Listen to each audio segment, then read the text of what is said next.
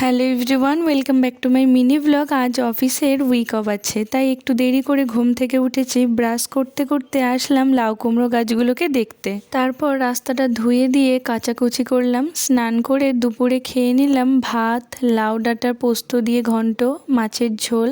বিকালে চলে আসলাম স্টেশনে, এসে একটা কাকার সাথে দেখা হয়ে গেল। ট্রেনে করে চলে আসলাম হোটরে এসে একটা বান্ধবীরও সাথে দেখা হয়ে গেল। কাজের চাপে অনেক দিন পরে দেখা হলো বাবার সাথে।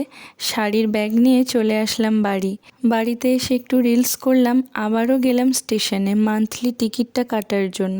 স্টেশনে আবার অনেক দিন পর কোচিংয়ের বান্ধবীদের সাথে দেখা হয়ে গেল। বাড়িতে এসে দেখি বোন মাংস ধুচ্ছে, তাই আমি সবজিগুলো কেটে বাটনাটা করে দিলাম শিলে। আজ রাতে বোন মাংসটা বানিয়েছিল, আর রাতে খেলাম ভাত, মাংস কষা। মাংসটা দারুণ করেছিল। তো এইভাবেই দিনটা কাটলো। ভিডিওটা ভালো লাগলে চ্যানেলটাকে সাবস্ক্রাইব করবে। বাই।